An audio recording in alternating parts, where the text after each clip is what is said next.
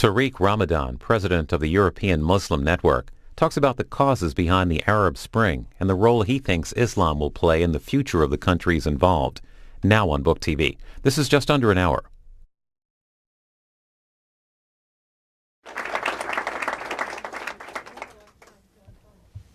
Thank you. Thank you. Can you hear me? Not really. Like this. Can you hear me?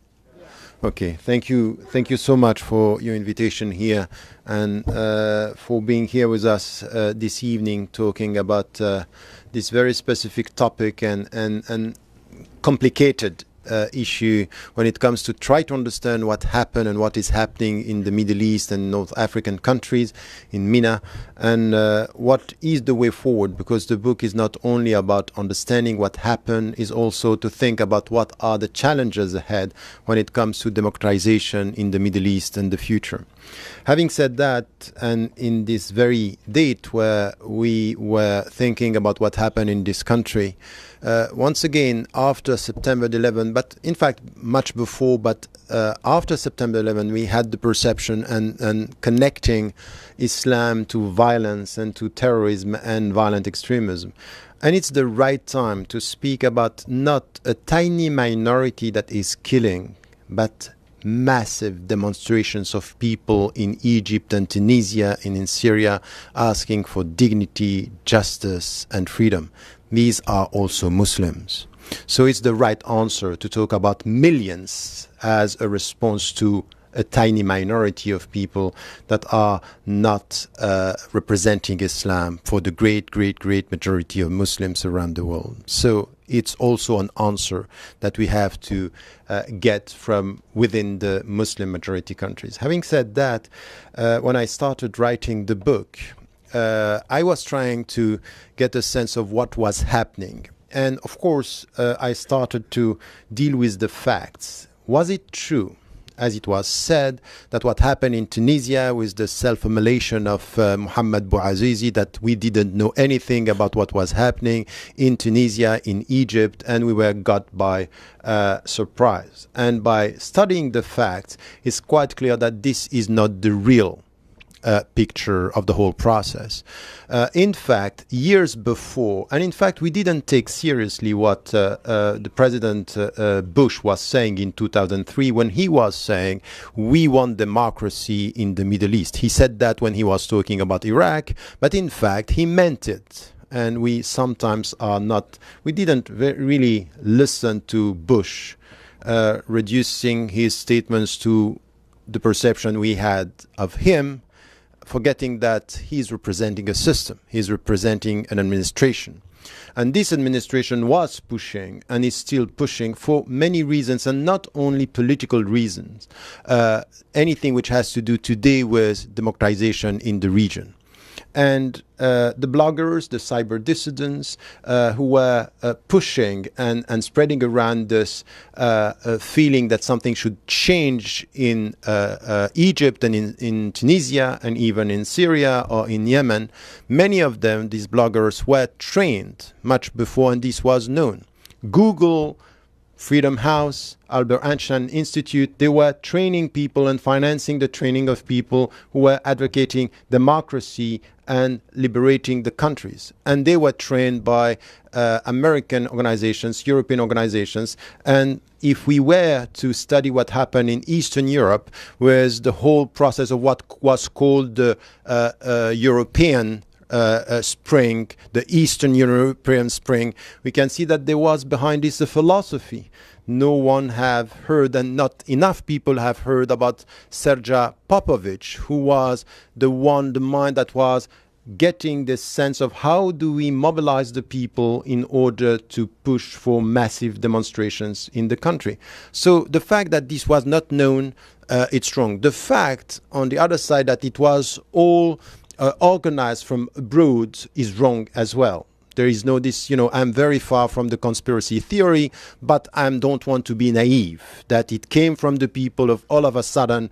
The Western governments were so happy to see the people being democrats in Egypt, while for 3 decades they were supporting the dictators themselves.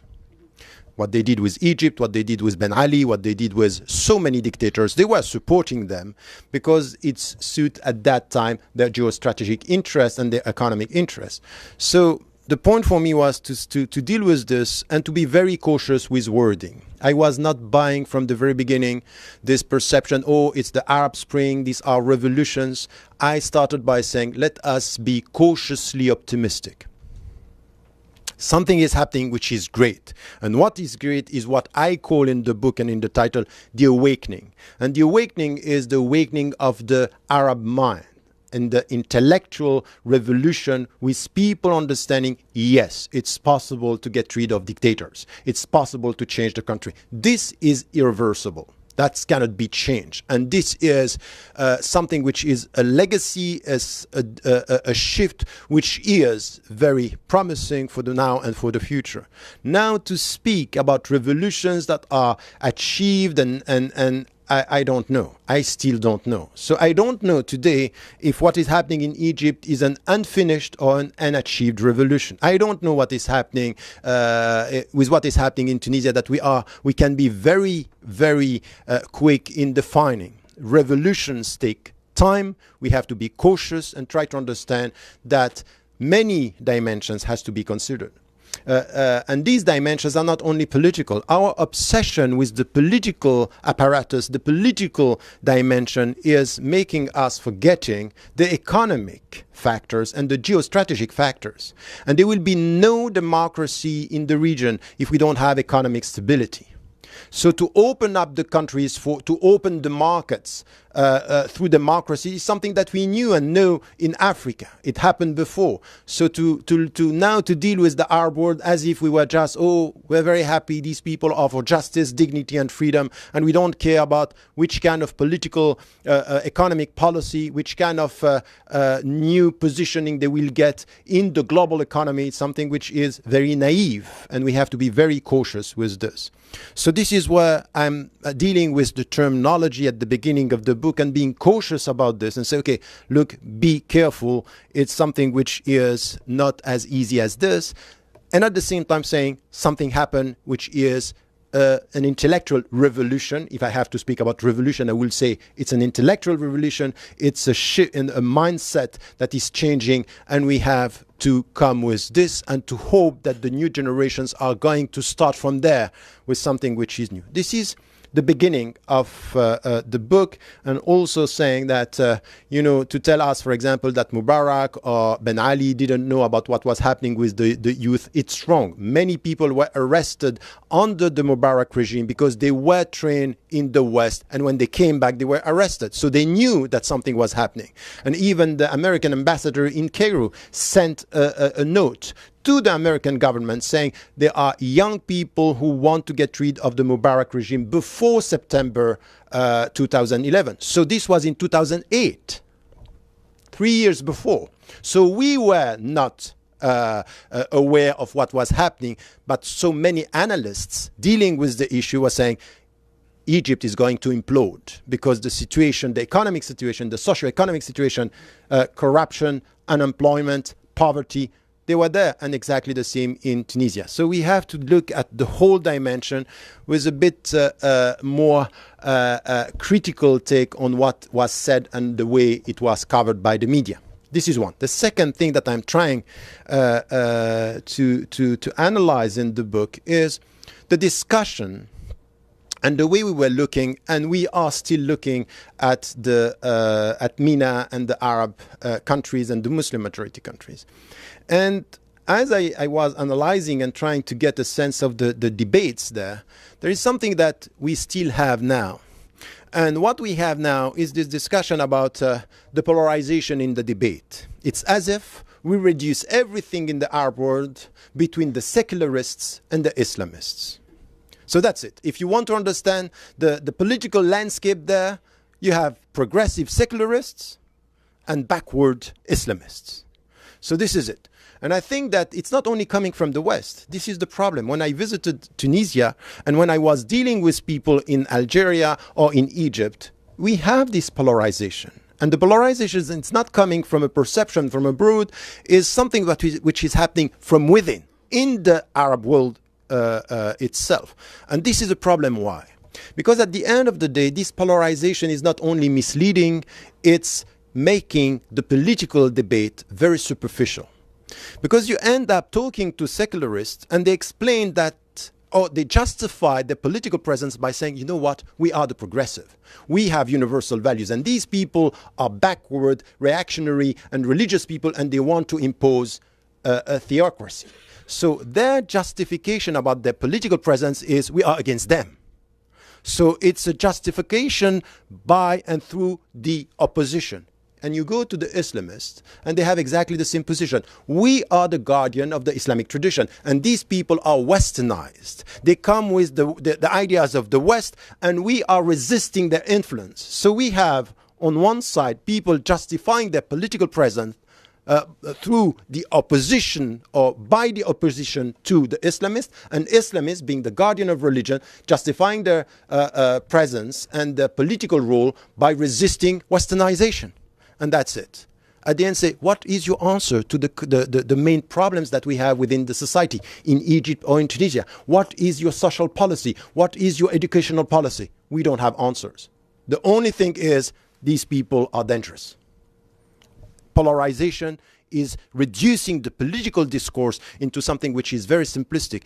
And not only the Arab world is falling into that trap, but we, in the West, we read the situation through that these lens, and by saying, okay, you know what, Egypt is in danger. Why? Too many women are wearing the headscarves now.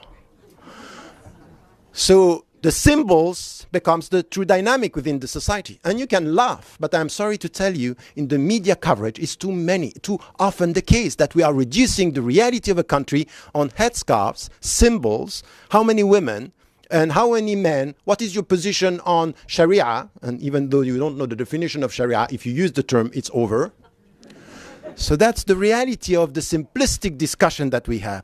But once again, what I'm saying to the Muslim majority country than the Arab world, you cannot blame the West to reduce the political discourse to this, because this is exactly what is happening in the Arab, Muslim, and the Muslim majority countries themselves. This is the problem. So by going beyond this and say, okay, polarization is there and we have to go beyond this and come with the true questions that we have to face. And this is the second part of the book when I'm trying to tackle the way forward. What are the critical questions that we have?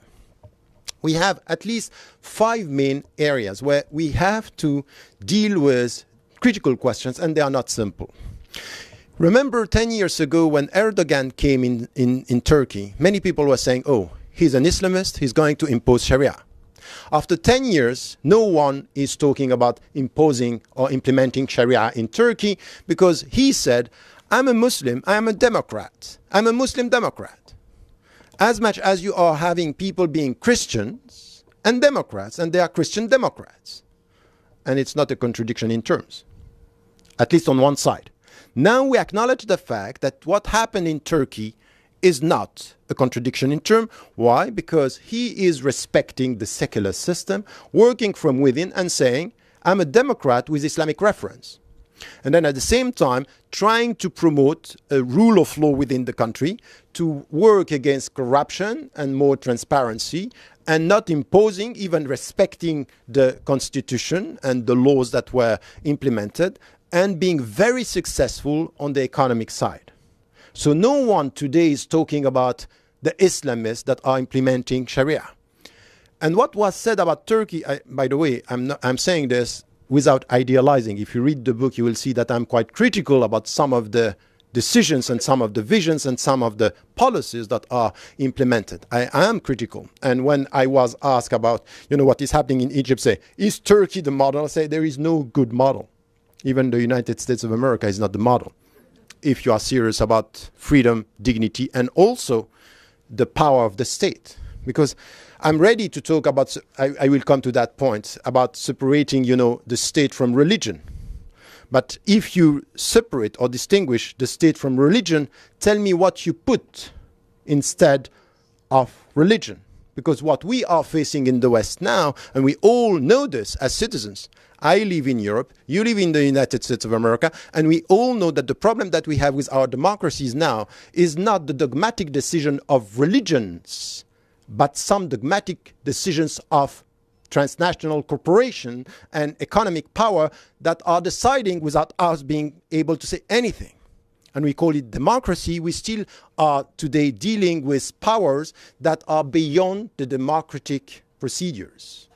The banks, transnational corporation, and we are facing with people who are deciding. For example, in Greece, in Spain, in Italy, we have technocrats who are coming to solve the problem. We never elected them, but money is choosing them.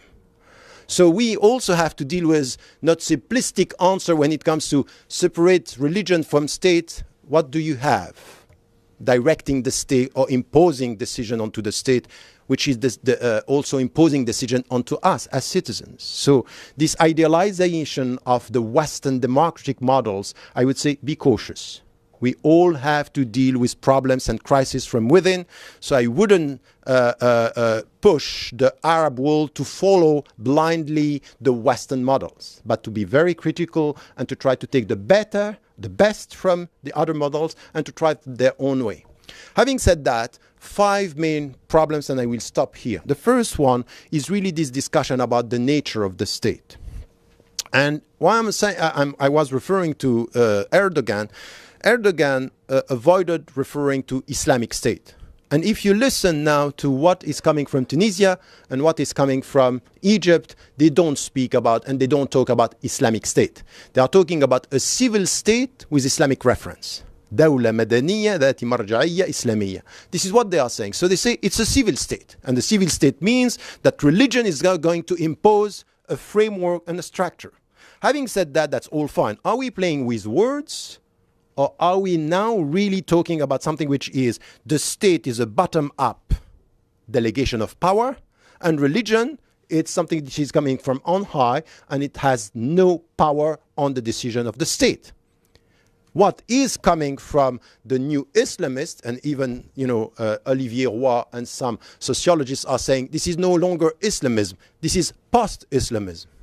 I don't know even when Islam started now, I don't know when it's ending. But we have some, problems here with terminology. The point is that they are referring to Islam, and there are critical questions that we have to ask when it comes to the prerogatives of the state and in which we are dealing with the principle. And my point here is to say the Muslim majority countries should be quite clear on 6 main principles that for me are not negotiable. The first one is rule of law. The second is equal citizenship for all the citizens. All the citizens, Muslims and people of other faiths or with no faith at all. So this is something which is equal citizenship, it's important. The third one is universal suffrage. It's a majority process. The fourth one is accountability. When you are elected for a while. You have to come back to the citizens to be checked, not to be democracy electly for life as we had with, and even your son and the family. So this is what we had with the Arab world before. The fifth one is separation of authority, judiciary, legislative, executive, as we know, and differentiating the state from religion when it comes to power. Meaning by this, it's not because you are separating that you are divorcing the two spheres. And by the way, in the United States of America, you know that the separation is not exactly the same as the European secular systems. For example, when you talk about this in France, they are laughing at you and say, we are the only secular society. The United States of America is not a secular society because the way you can't in France say, God bless France. You can't say that. That's mixing, confusing everything. So even though you can think about it, but you can't say it. But the point is that the relationship, it's important. In Islamic majority countries, the separation could be separating without divorcing. And what I mean by divorcing is to have an ethical reference.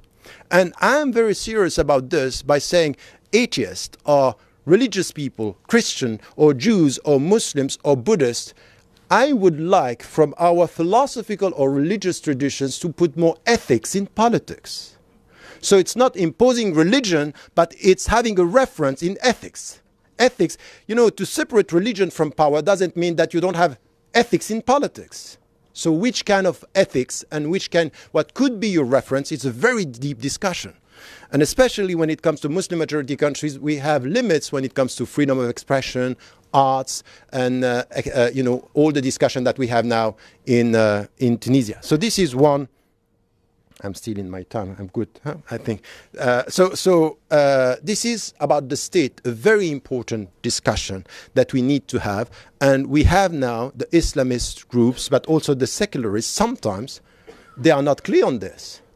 Because I was facing some secularists, and they were always justifying their position by being against the Islamists. But I say, okay, it's not because you are religiously liberal that you are politically Democrats.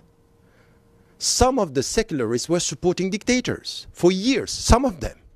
So they were selling to the West, we are progressive, we are against the religious imposition. But they were supporting Ben Ali, they were supporting some of them, not all of them, because some of them were resisting.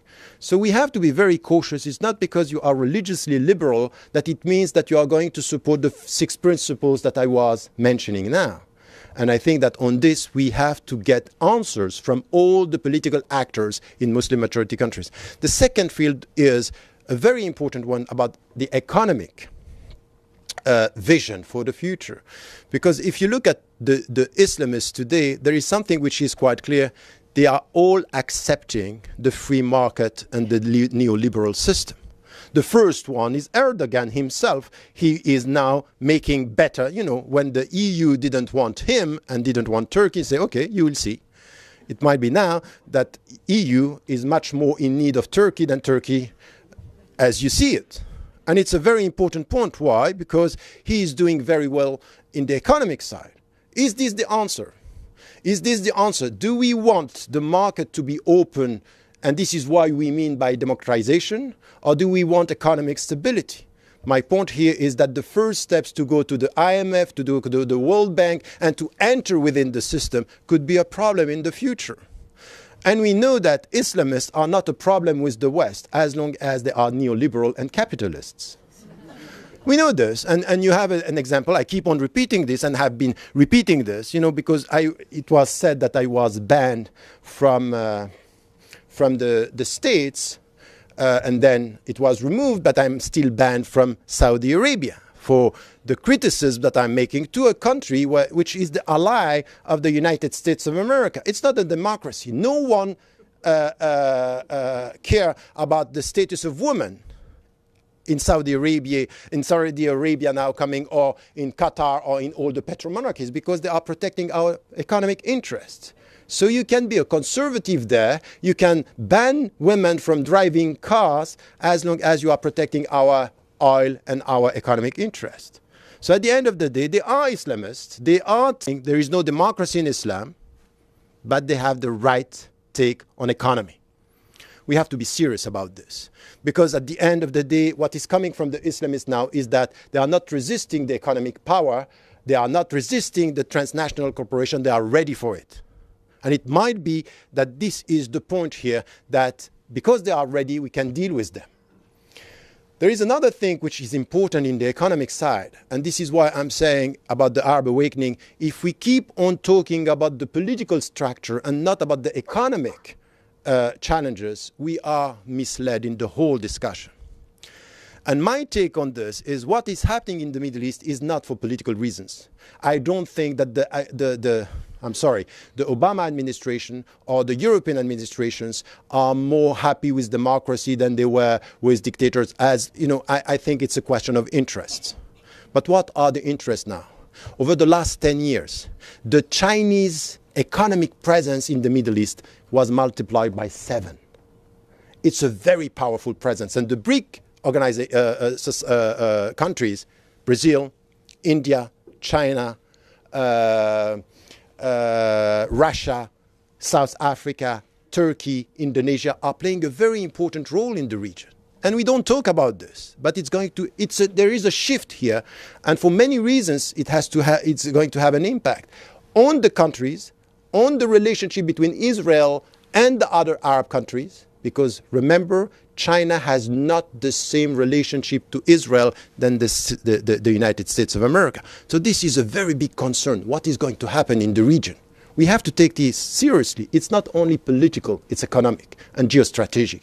So this is a second point, which is the answer, the economic vision coming from the Arab world. When I was talking to Monsef Marzouki, the current president in Tunisia, I was with him recently, and he said, I don't have a problem to deal with Islamists as long as they deal with the rule of law and the democratic transparency. All this is fine. My main problem with them is not the fact that they refer to Islam. My main problem with them is their take on the liberal economic system. They are ready for that. So this is my problem. He's a secular mind, but he has a problem with the Islamists because they are very, very conservative on religious terms and very liberal on economic terms. It's the same with the Muslim Brotherhood, as you know, recently dealing with the World Bank and IMF. Second thing. Third thing is about education. Very quickly, this is where we need to have a very deep discussion. There will be no democracy, no change if we don't work on education. I mean by education, education for all. Education means also to struggle against poverty. Instead of having jihad against enemies, it's jihad for education, which is something which is essential. And this is what I'm saying about women. I was talking about, headscarf in the streets. I'm sorry, the only way you are going to evaluate and to assess empowerment of women in Muslim majority countries is on two things. It has nothing to do with the way they dress. It has to do with access to education. And the second, access to the job market. This is where we want the people to be. And the secular are not coming with answers, and the Islamists are not coming with answers that are credible and efficient on this way. So this is a big question. What is your educational policy? In which way you are going to invest and to promote something which is also to reassess the religious way or the teaching of religion in the society. And on this, it's going to be a big problem. We have two challenges on this field. The divisions from within between the Salafi, the literalists, and the reformists, and the Sufi, and the rationalists, divisions from within, and the big divide between Shia and Sunni is going to be one of the main challenges. So this is the third field. The fourth one is about culture. And I think that Arabs and Muslims are not taking this seriously. We are facing a world culture that is very much penetrating every sectors within the society.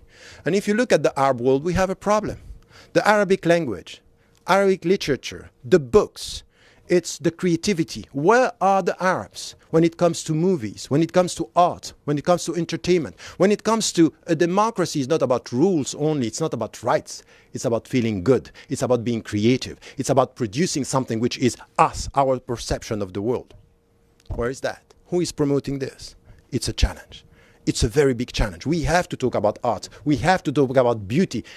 It's part of the democratic thing. It has to do with freedom. It has to do with a sense of belonging within the society. And I think that it's neglected in our discussion.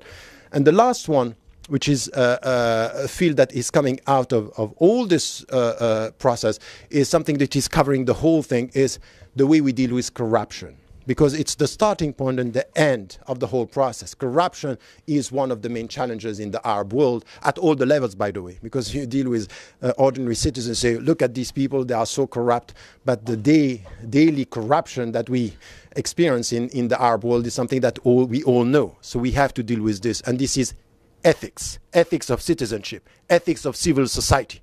Ethics everywhere, and this is the way I would say Islam could play a role as being an ethical reference, not by closing and being a framework where we cannot just think, but being a reference where it gives principles and objectives and help the people to do something which is the future. Having said that, my last point is, let us all together celebrate the principles, the 6 principles that I mentioned. Celebrate this shift, this mindset, this intellectual revolution by saying one thing which is important. At the end of the day, we are promoting shared universal principles, but it's not about us deciding for the people which kind of democratic models they will have in the future. This is their business. For the Egyptian to find their political model that is referring to their history, their collective psychology, their culture. They need to find a model. It's not for us to go to Iraq and to tell the people this is the only right democratic model that you need, because we know how it should be. It's not. This is imperialism. This is still colonization. This is intellectual imposition. Let the people find the models. Let us be part of the discussion. And this is why I'm in Europe as well, and I'm sharing this with you, because I think that all of us here, as citizens, we have a role to play. By being critical about our own experience as democrats and as citizens, by seeing in our societies the failures, the undermining process of us being citizens and seeing people deciding for us, by saying we have to be critical, and at the same time to be very clear on anyone who is not advocating violence, but advocating freedom, dignity, and equal rights, has the right to be part of the political discussion in the Arab world. It's not for us to say, you are the good Democrat, or you are the good Muslim, or the bad Muslim. This is, once again, not going to help anyone in the future. Thank you.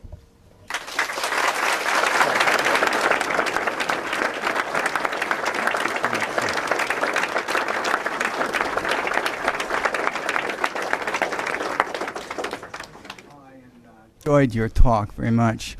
What I would like you to do is to talk more about bringing women into the running of things, because it seems to me that most of your religions, for instance, have male idols in the leader role, and it wasn't until 1920 that women got the vote in this country. So if you don't let them in, they just don't seem to have much influence. But if you do let them in, you get a different vision from the male. The male's got a load of testosterone, and it's behind all the wars we've had. It's behind a lot of the troubles that we've had, and the crime and stuff. So if you put the women in, you're going to get a different viewpoint. I would like you to comment on that. I completely agree with your conclusion. I would be more cautious about the biological explanation. But the serious point here is really about women being much more involved, and I completely agree with this. We have to be serious about this, and we have to rely on facts and figures when it comes to when a society is doing well. If you look at all the facts and figures when it comes to education, and when it comes, for example, to agriculture, when it comes to every dimension of being efficient, when you allow the women to be involved, they are doing better than men. The facts are here. It's in agriculture, it's in education. Not only in Muslim majority countries, not only in the global south. Look at what is happening in the West. We have now women and Muslim women being involved in education at the same level as men. The figures are clear, they are doing better than men. And this is creating even problems within the Muslim communities in the West, because now they are more educated and more efficient. So I would say that having and starting with this as a principle, it's very important to try to find a way to promote women. And I would say, don't be misled by the superficial vision of what is happening in the Muslim majority countries. The uprisings, women were very much instrumental. In Tahrir Square, in Tunisia, they were there. Even in Saudi Arabia, even in petromonarchies, you have now women very much educated and being more and more visible. The point is to promote this visibility through education and job opportunities, and to get them not as symbols. Be careful with symbols that are betraying the reality on the ground. But I think that this is where we have to come together. But what I would like from us in the West is not to say the only liberated women are the women who are like us. No, the liberated women are liberated women when they think, when they are autonomous, when they are empowered, and they can be practicing Muslims and liberated women. We have to reassess our perception of who is free and how they are free. Having started by this and with this, we try try to have a critical discussion and to promote the rights of women, but I completely agree that this should be done, and it also should be done in the way we deal with the religious scriptural sources. In the book Radical Reform, I allocated one chapter on women and saying we have two problems: reduction of the text to the literal understanding and projection of culture on the text, so the cultural understanding, and we have to deal with this. It's a critical challenge that we have here. I spent about 90 minutes before you got here looking through your book, checking out various things through the index. And on one page, I don't know whether it's page 81, 131, you seem to say that there's no way that democracy can take root in the Middle East unless the Palestinian problem is solved. And my question is, does that mean it will be Israel's fault if democracy fails in the various countries? It's good with your question. I always agree with the first part and not with the conclusion. I said this, and let me put it clearly. Very often the Arabs and in the Middle East, they are explaining all the problems that they have in the Middle East by saying, you know what, Israel is the reason. So you come to the conflict and all our problems are coming from Israel. And I'm saying the opposite. I say Israel and the problem we have with our lack of support towards the Palestinians is a consequence of many other problems. So it's a consequence. And the causes of all this is that if you are serious about democratic process, all what I just mentioned, all the challenges are there. But I'm not naive. By saying, remember what Israel said when the people were demonstrating in Tahrir Square saying we have to support Mubarak. Because there is a problem here that everything which has to do with transparent democracy in the Arab world will mean at the end that the great majority of the people are not going to be happy with Israel policy, with the Palestinians and the Israeli government. They know that. So if you want to deal with democracies in the Middle East, you better reassess Israel policy towards the Palestinians. And this has to be solved.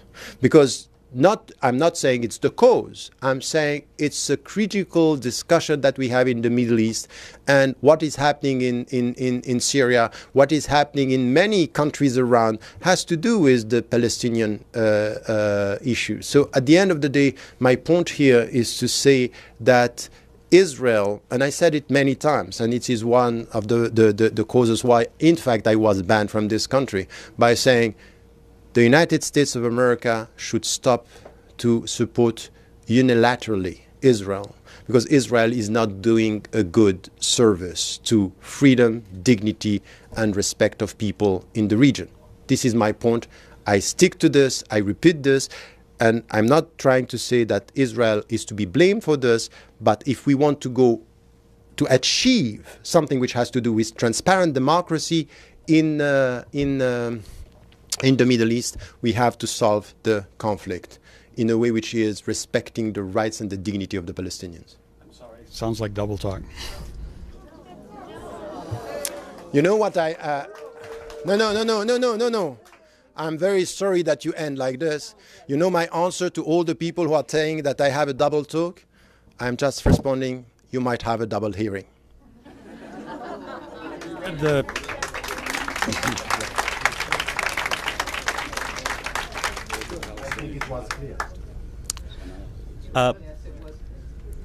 Good evening, Professor Ramadan. Thank you for your talk. My name is Idris Evans. I'm a research associate with the Public Law and International Policy Group, and my question pertains to Syria. How do you characterize the ongoing conflict there? Recent news reports have characterized it as an emerging sectarian conflict. Do you think that it is a conflict defined primarily in opposition to the government of President Assad, or do you believe that it's a more emerging sectarian conflict in the region? Look, when I was writing, on my website, I was trying to write every week an article about what was happening. For 8 months, the US administration and the West were not really supporting a change in Syria. You remember that for 8 months, they were asking Bashar al-Assad to reform his regime from within.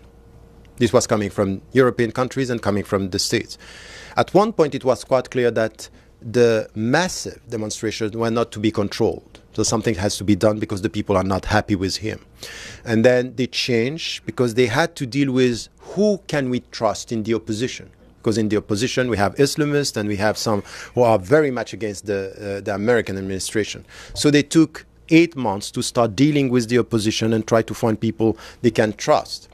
And the Russian government and the Chinese government, they didn't like what was done in Libya, where after the non-flight zone, this was used to enter and they were completely dismissed and just nowhere in the Libyan picture because now it's divided between the States, Qatar, the United Kingdom and France. So the starting point is really much about politics and geostrategy. What happened afterward is that all the reading of these political challenges were read in sectarian mode by saying, and you know, in my website and even when I wrote the book, I got so many criticisms and insults coming from Muslims saying, in fact, you support the resistance because you are Sunni and you like the Qatari, Saudi petromonarchies. And on the other side, people who are from the Shia tradition saying we support Bashar al-Assad because he is a supporter of, you know, Palestinians and at the same time the Shia tradition.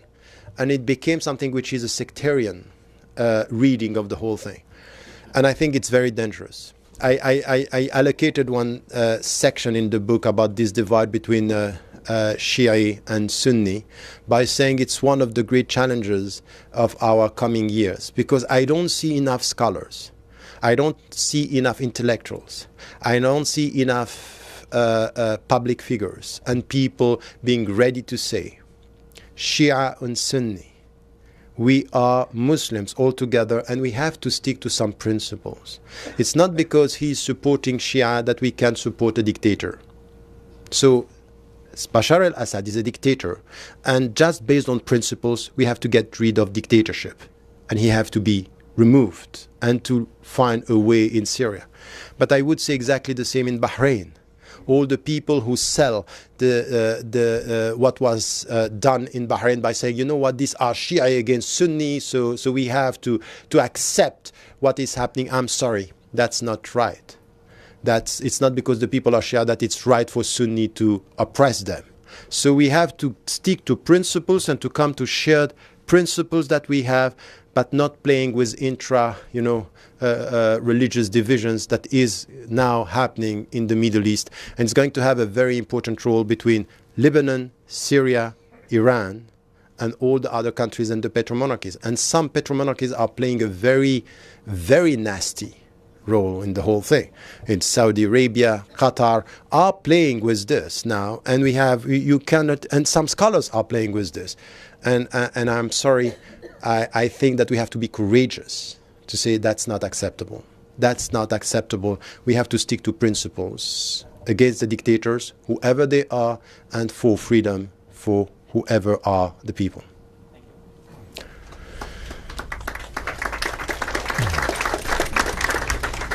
Mr. Ramadan, the essence of democracy is popular sovereignty and protection of minority rights. Given those principles, why should we have any optimism whatsoever about the creation of democracy in Muslim-majority countries where God is sovereign and where these countries have an abominable history of oppression of religious minorities for centuries, and where that oppression is evidenced today in a list of countries: Saudi Arabia, Iran, Egypt, Iraq? That's enough, yes. Okay. Look, I think that we have to be very cautious not to take examples in history as defining a religion or civilization. Because if I was to do this with the American civilization, I wouldn't trust it. If I was to do this, no, it's not a political meeting. No, we are. History, that's a whole different Sorry? No. I'd be delighted to debate our history of religious liberty as opposed to those in the country I have listed. Please compare them, and you'll see a tremendous difference. Can I answer? Just ask the Native Americans about the way they were treated. But that's not the point. That's not the point. The point is we have to be intellectually fair and equipped when it comes to dealing with history, and not to reduce history to what happened and what we can see now. Because in the Arab world for centuries, the Jews and the Christians were much more respected than they were in Europe. If you are serious about history, just look at the Middle Ages, where Europeans had to learn. But the point is, why should we trust now the Arabs? I'm not asking you to trust. I'm asking you to be objective and to check. And to check what could be done. And if now you decide that the Arabs, because they are Muslims, they are not going to respect minorities, that's over. Just send them dictators. But if now you get it, that from within the Islamic tradition, you have a very long tradition of dealing with diversity, respecting people from other faiths, and opening up. If you think that this is possible, what I'm asking you is not to blindly hope, but to critically support. And this is what I'm trying to do. So when you ask me, why should I trust? I say, no, don't trust blindly. But please don't project onto them prejudices that are coming from very old, wrong perceptions about the other. That's the only thing I'm asking. Except my examples were very modern. Sorry? I don't think you've addressed the modern examples I gave. Sorry? The modern examples I listed, Saudi Arabia. I didn't say that. I'm trying to educate him and the rest of you also. And this is an open discussion too. Okay.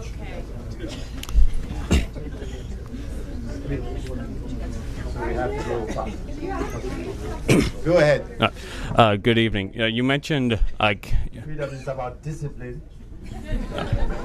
Okay, we have 7 people, 10 minutes. Go ahead. good evening. You mentioned. Sorry? So you can stand up. Go ahead, please. Okay.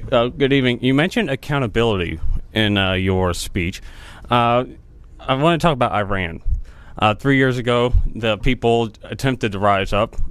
The regime came in, cracked down, murdered, raped, terrorized, and the attempted revolution failed, unfortunately. Why, in light of what you said, why do you work for Press TV, the Iranian state broadcaster? That's a good point. If you read the book, you will see that I'm very critical about what happened after the elections, and saying, in fact, the uprising started in Iran with elite people and students, and the way they were oppressed and repressed and tortured sometimes is unacceptable.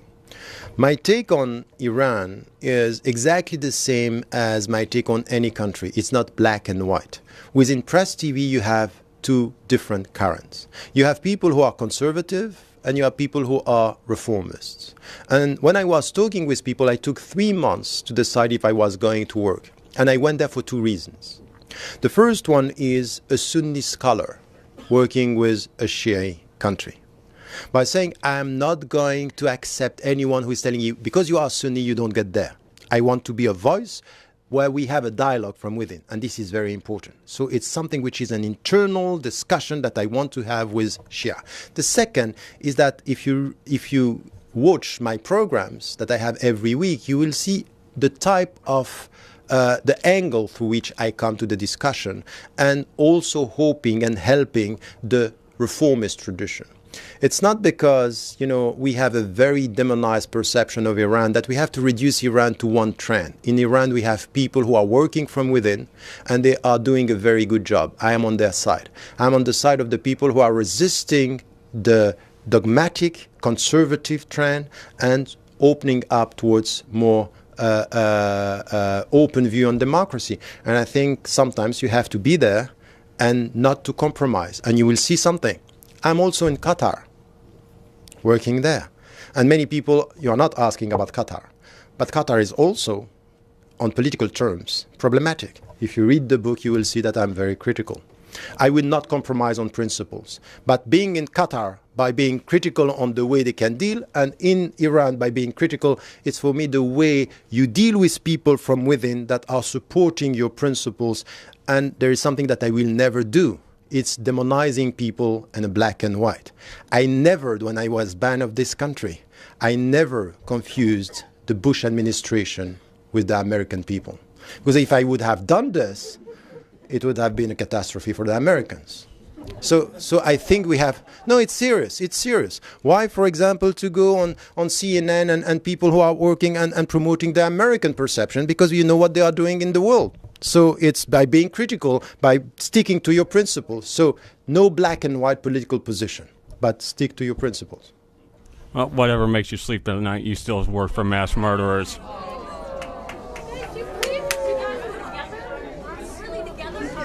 Okay, sorry for the long answer, but it's quite tough. Sure. Okay, go ahead. Okay. Yes, thank you, Professor Ramadan. I am glad that you are able to be with us tonight. My question for you relates back to a comment that you made earlier today, in which you mentioned that the Arab revolts, the Arab awakening, as you call it, is not about us. You know, we tend to be somewhat, I guess people in any country tend to sort of view everything as revolving around to them. And I know the Arab awakening is not about Americans or people in Europe in particular, but at the same time, if you could deliver to President Obama or to a member, a leader in Europe, sort of a 1 or 2 minute sort of policy position as to how they could create a consistent position across countries, whether you're talking about Egypt, Syria, Bahrain, in terms of encouraging these progressive currents we've seen over the last 18 months. What exactly would you say to them? Thank you. In 1 minute. I would ask for 3 hours. Anyway, look, I think that there is only one thing that I want to say to any, in fact, government. It's really be consistent with your principles. This kind of selective approach, when you support dictators sometimes, you support Democrats sometimes, and in fact the only thing that it's important for you, it's your short term interest. This is something which at the end is going to act against you. This is counterproductive. So I think the American government, people were very happy with Obama being elected. Now they are quite disappointed with what was not done. But at the end, the United States of America, they have a very bad reputation in the Arab world. And it's wrong sometimes, but sometimes it's right. The way they are dealing with people, the way they are neglecting people. I'm sorry, when you read the newspapers and you watch TV, you have a sense that the blood of Arabs is less valuable than the blood of Americans. And if a civilization is getting this sense, there is something wrong. That you have to value the blood of people. You have to value innocence of the Arabs as much as you value the blood of innocent Americans. So I would say to the president, be consistent with your principles and support more the people, less the armies, even in Egypt, and be consistent with Israel and the Palestinians, and be consistent with anything which has to do with transparency and no corruption in the Muslim majority countries. Consistency is the answer. Thank you, Professor. Thank you.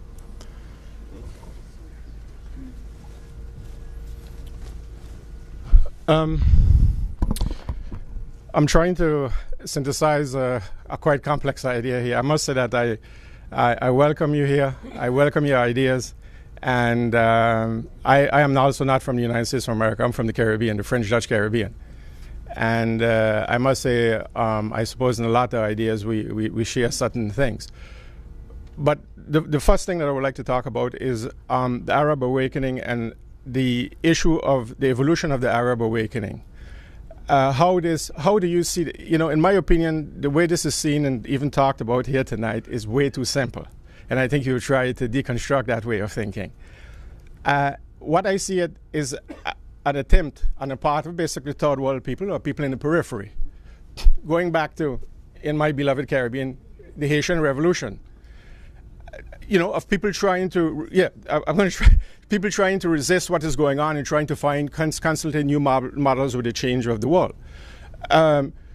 You have talked a lot about this. I would like to know maybe some ideas of certain more people inside, for the alternatives to what you've talked about, where we are at this point in time. I'm sure there are some Arab intellectuals and stuff like that who have talked about some vision of Arab democracy, some vision of Arab economic policy. That's the first thing. The second thing, the second idea. It's a question. The second question is important because where I differ with you, where I differ with you is on the notion that if there's a revolt in my part of the world, and if the revolt goes very, very bad and there's a violent dictatorship there, that somehow we should say, well, just a minute here, let's back off of this. If we can find international some way to humanely intervene, and I know this is a horrific problem because there's a lot of things behind intervention, to remove that person and to put much more a democratic ruler who's indigenously evolved and indigenously grounded, that's the way I would go forward. So, thank you. Just quite quickly about your questions. The first one, I think that I agree. I agree with you, and I think that there are lots of intellectuals, and mainly among the young generations, women and men, that are coming with a vision that is quite interesting, and that we have to support. So, after the uprisings, we had, scattered. The power and the strength of the movement was they knew that they were against the dictators beyond any political affiliations. The weakness of the whole movement is they don't know what they wanted afterward, and they were standing for what exactly. So I think that they are intellectuals, but still they are trapped into this simplistic polarization very often. And what I hope is to see much more discussion and critical discussion. And this is where, from where we are, we can be part of the discussion in a positive way. The second question about if we have to be involved, and of course, I think that we have to be involved. Now, we have to ask ourselves in which way we have to be involved, because in the case of Libya, for example, the way NATO was involved and the way it was done, I myself was in a very, I was on the BBC, and Gaddafi had just said the day before, we are going to kill the people in Benghazi. And when Gaddafi is saying, I'm going to kill, he's going to kill. He was going to kill. So say, okay, what do we have to do? I was for a no-flight zone, but I wanted us to do something. And I think that today in Syria, it's very, very, very, very disappointing to see that we are not doing anything. It's as if we agree to disagree on this and to let it be the way it is with the Syrians. So I'm not saying that we have to be passive, but we have to be respectful, and we have to know with whom we are. We should not intervene only to protect our interests. In Libya, it was quite clear that this was a deal between the United States and France. And I think in Syria, we have to care about the people who are being killed and not only about the geostrategic interest, which I think it's the case today. I'm a journalist from Egypt visiting DC and returning back again to cover the dilemma between the polarization between Islamist and civil or secular powers. You said that Islamists in Egypt say that they want or seek for civil state with religious or Islamic background, and this is not the case. Do you think that Gamal al-Banna interpretation to Islam and what he wrote can be a solution to this gap, which I think will not be solved in the upcoming period? We will have still problems. Thank you. Okay, thank you for this question. First, what you are saying about the Muslim Brotherhood and what Hassan al-Banna said in the 30s and the 40s is right. He was No, let me finish. He was talking about changing and reforming the individual, the family, and the society, and at the end to get an Islamic state. And this was against the British presence and to liberate the country towards an Islamic state. That's what this is quite clear. If you look at what is happening now within the Muslim Brotherhood, you cannot say it's exactly the same discourse.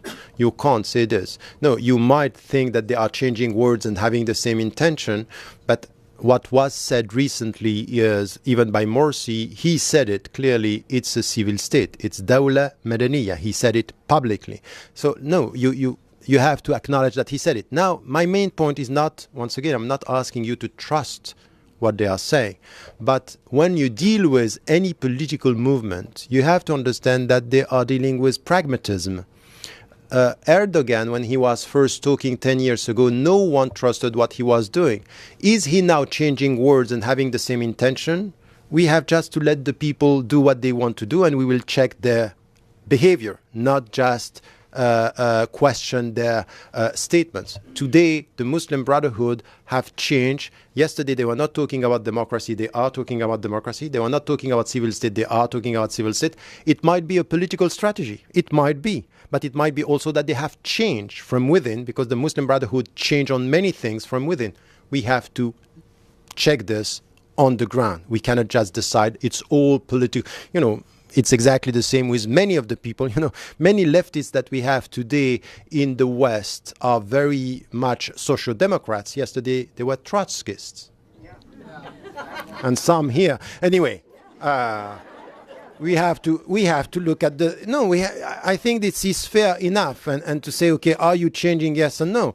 I had a discussion with many of the people, and even within the Muslim Brotherhood, it's scattered because the young generation is not following the old generation from within. So there are movements and tensions from within.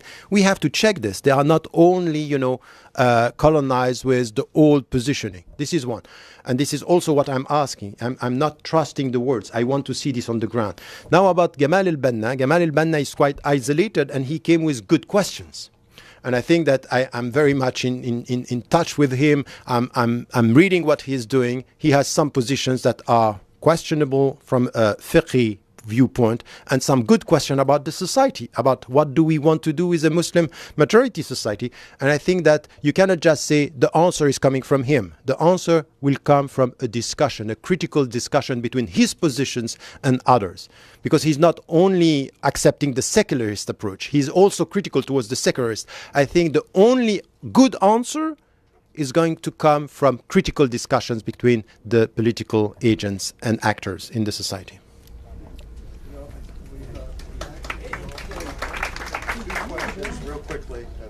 So I will take two questions very quickly, and then.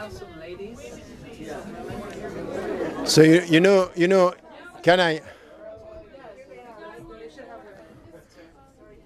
So if we can take you and two other women, and that's it. Okay. It's a good compromise. Yes. Okay.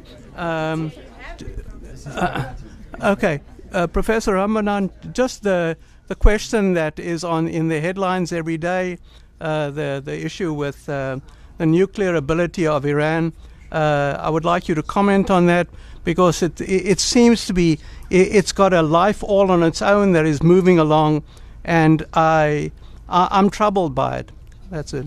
Okay. So I take the two other questions, and I will answer the three altogether. Hi. So I talked with him, and it turns out we're asking a somewhat similar question.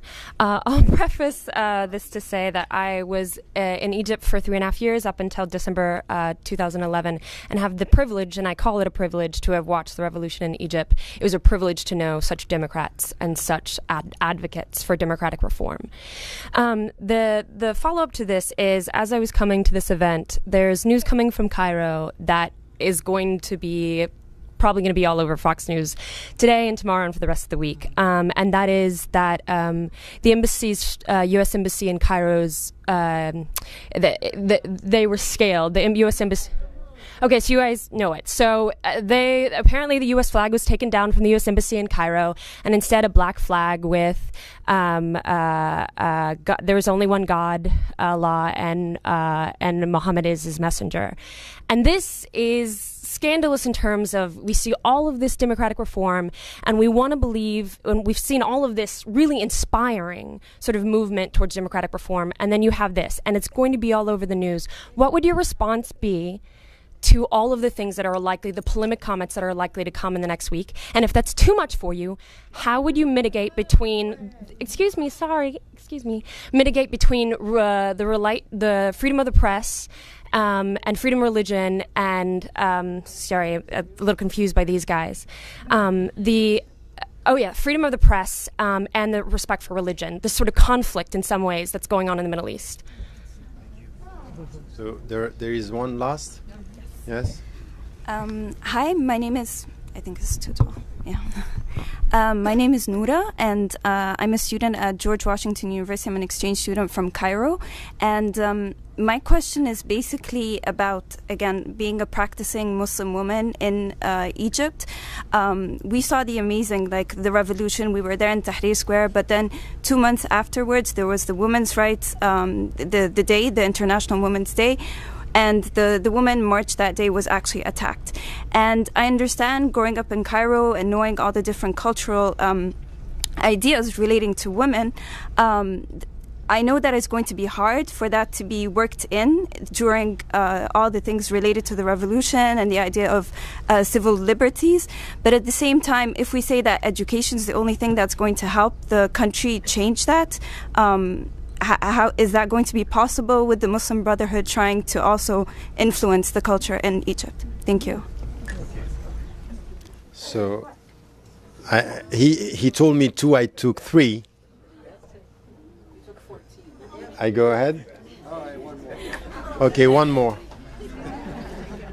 No, I'll just make it fast. I'm interested in the issue of nonviolence and peace building in Islam. And in some of, I read for some scholars that revolting against the ruler is not something that's good in Islam, and that there were some injunction for the Prophet that said that Muslims should not revolt against the ruler. So I wanted to know your opinion about revolution from an Islamic point of view. And that's going to be another lecture. But that's okay. Let me start with the first question, which was about Iran and the nuclear weapons. And I think that we had here 2 positions. One is from within saying they are doing this. It's not our project. It's about for civil usage. And this is what is said by the government. On the other side, what is said is that it's only for nuclear or weapon and the army. I would say here that there is something which has to be clear, that for me, first, the position of principle is that anything which has to do with nuclear weapon should be abolished and stopped. But not only for Iran. I would say for all the country. Because it's very easy to target Iran, where just near to Iran you have Israel that is not, we are not talking about it, and even the United States of America and European countries, they are lecturing Iran while they are having it. And I think that we have to come with a consistent take on the whole issue. Now, to use what is happening now to go as far as to attack Iran as the current Israeli administration wants to do, that's not acceptable. And I think that they are trying to do it now in a time where the American administration and the current president is weak because it's just before the election. So anything could happen with the Netanyahu administration, not only because of him, because of the people who are working with him. So I think that we have to say no to this. So to say, I wouldn't even advocate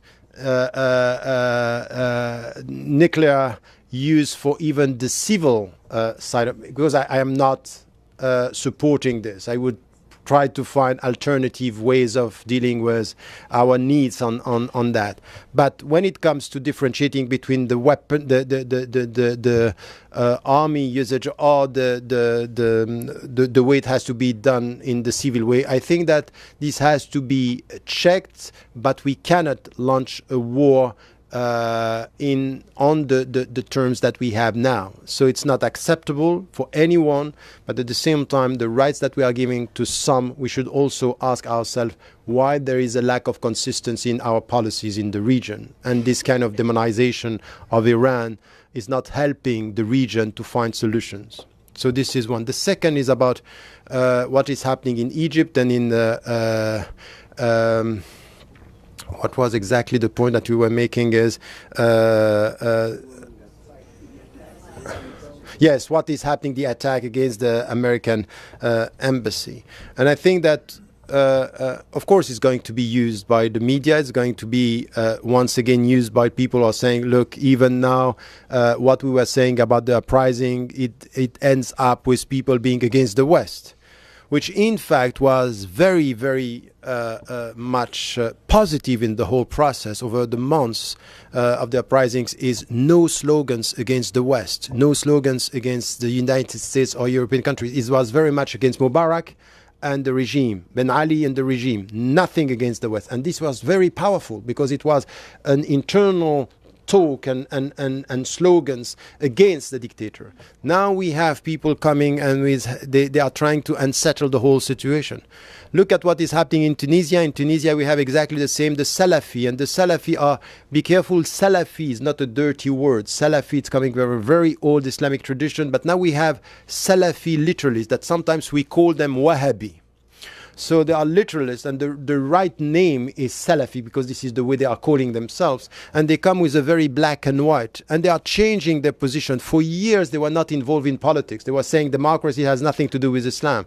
Now, in the last election in Egypt, in 8 months, they changed their position, and they got 24%. Who is pushing these people? Who is pushing these people in Tunisia? Who is pushing them now in Egypt to do things like this? To put the government into a situation where they are facing problems because they don't know how to deal. They are dealing and playing on the religious credibility. In fact, putting the leaders, the Nahda in Tunisia or the Muslim Brotherhood in Egypt in a situation where we have the credibility and you are not tough enough with arts and movies and freedom of expression. So we are the protector or we are the guardian. So they are creating divisions from within. It's going to be very difficult. So it's going to be used by, the populist or the neocon or the what we have in the West, but it's used from within. So this is why our position on this is not to fall very quickly into this trap by saying, oh, this is starting again. Is to understand that from within the society there are people who are pushed and there are trends that are supported in order to create divisions from within the society. And this is why we have to say clearly, once again, it's a question of consistency. The way you are acting against the American embassy is not acceptable. The way you are acting against freedom of expression is not acceptable. But at the same time, also to say, we want to know who is pushing you to do things like this. Who is behind the whole, who is financing this? RAND Corporation was just telling us just before the Egyptian elections, Saudi and Qatari organizations were putting $80 million supporting the Salafi movement. So you are helping the people to get democracy, and you are supporting the more conservative trends. What are you trying to do there? Dividing. It's divisions. So we have to, it's complex, because what was yesterday a hope that there can be a unity around religion, now it's division within, between the Salafi and other trends and Shia and Sunni. And this is going to destroy any democratic process that is not solving this is going to be a problem. So I would say the only answer that I can have to Fox News and others is to explain, and by explaining I'm not going to be heard anyway. So we try to explain, and we have to be there to be critical and to have citizens being, because it's very important. At the end of the day, my name is Ramadan. I'm coming from within the Islamic tradition. But what is very important for us, if we are serious about democracy, is Americans and Europeans and Western people being able to say this, being able to deconstruct this, to come with something which is a more sophisticated approach of the Arab world. So at the end, you can do much better than anything that can do if you have the basic knowledge helping the people to understand in which way it's complex. And you are not doing this. You know, it's very easy to sit down here and to say the Obama administration and our government is not doing the job. I'm asking the American citizens at the end of the day, what are you doing to help this deconstruction of this complex issue, to support democracy everywhere? If you are serious about democracy here, you have to be serious about democracy. And democracy is about explaining, it's about complexity. It's about tensions. It's about understanding from behind the scene what is happening. So this is one answer to this question. The third question was about what you were saying about. Once again, you know, I wrote on. If you go on my website, you will see. I think it's in the book. I'm not sure that it's in the book because it came just after the book was published. I wrote a paper called "Playing with Islam." And you should understand that some of these trends that are coming, the Muslim Brotherhood and others, they were so much rejected and demonized that there is an obsession that we have to be acknowledged. So to the West, it's very important to be Democrats and to be open to the civil society. So there is something which is an obsession of recognition. But at the same time, from within the society, they have a problem of credibility, that they are the guardian of the religious reference. So this is where they are dealing with tensions from within, and it's very visible where you see what is happening with the young generations of, you know, the Islamists now. They are not very happy with the old generation, and there are tensions. So this is where we should get this and promote something which is a long-term strategy.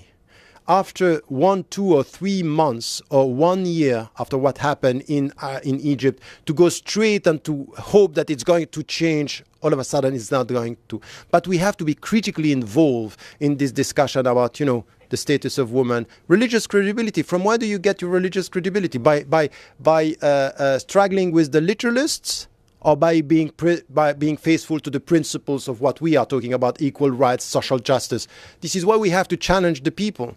But the problem is something which is one of the most important diseases that we have in the Arab world, which now is becoming international. It's emotional politics. We are driven by emotions. So this is the way you can play with Islam. And this is exactly what the populists are doing with us in the West. They are playing with our emotions, to be scared of the other, to be scared of these Muslims, to be scared of some words. You listen to jihad, sharia, you are scared. So emotional politics is populism. So you can be populist and religious, and you can be populist and neocon, and we have to be equipped. We need an intellectual jihad. I mean it.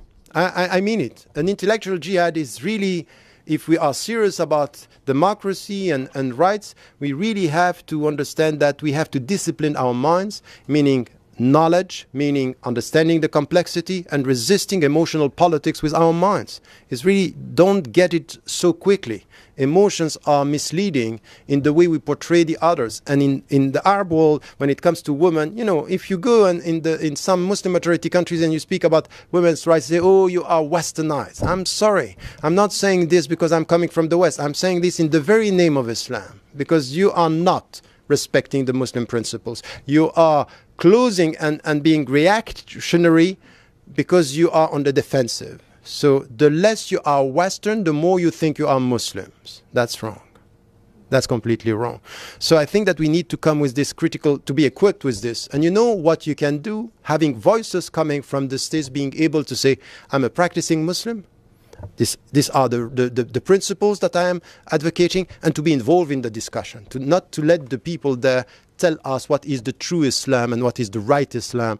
We have to advocate. And the last question was about dealing with power. Of course, you know, the Salafi and some of the literalists, and there is a very old tradition, and you have it in Christianity and you have it in Judaism. You have it even in Buddhism, that when you are dealing with power, if you are serious about your religion, you never resist power, you never challenge the power, because this power is given by God. So you have religious discourse saying this. Even Blaise Pascal, the French philosopher, was saying, if you are dealing, you better deal with a bad leader than to create a revolt that is going to be worse than what was before. Better stability than revolution. And you have a discourse like this. So we have many interpretations. But you have also other interpretations saying when you have an unjust leader, you have to resist and you have to remove him because he has to be accountable. You cannot accept an unjust leader and you have to resist. Now, the means you have to choose, this is important. It's not straight away towards revolution. Revolution is not always as easy as this. You can celebrate revolution, but non-violent ways. And I think that we need today, and I wrote about this in many of the books, and for example, even, in my way of resisting what is happening in the Israeli-Palestinian conflict, my point was when we had what happened in Gaza is a global movement of non-violent resistance to Israel. Non-violence is something which is very powerful now when you have so many means of communication. So sometimes you have to deal with the means, and to understand non-violence, it's important. These demonstrations were successful because they were non-violent. I like this man in Yemen saying, we have weapons, we're not going to use them. We'll take into the street. They want to kill us, let them kill us, but we are going. And they went. And I think that this is powerful. I'm very, very worried about what is happening in Syria with people giving them weapons and to say, go do it. And coming once again from petromonarchies that are giving weapons and supported by others say, oh, we don't give them weapons, we give them means. So you have to think about that. So this is where I think from an Islamic perspective, revolution could be a means if there is no other way. But we need to think about how do we get rid of dictators? Through resistance, nonviolent resistance, education. And this is also, once again, something that we also have to tackle. It's which kind of education we give. You were talking about if the Muslim Brotherhood are there, which kind of education. It's never perfect. We have always to reassess because Islamists have a specific way of educating. But, traditional Islam, I was very concerned with what Al-Azhar is doing as an Islamic institution in the way they are teaching the scholars, for example. So in the way we are coming with this understanding, it's very important also to connect ethics in politics with a way of understanding that as citizens, you don't only have rights, you have duties, and one of the duties is to be the counterpower to power. My last article on my website is Power of Counterpower. It's in which way you resist power, in which way you have to be self-critical as well, with yourself and with power. And I think that this kind of understanding from an Islamic perspective is something that we have to write, that we have to promote, and it's not at all against the Islamic principles. Quite the opposite. It's very much something that we find in our tradition. And I would say, no, it's for me a contradiction in terms to say I'm a practicing Muslim and I will keep quiet in front of a dictator. The only right way of being a man and a woman of faith is to be courageous, to speak the truth, to say a word of truth to a tyrant. I think that this is what, and it means sometimes that you have in our democracies to be courageous. I would like the Americans to be a bit more courageous with their government. Book TV has over 150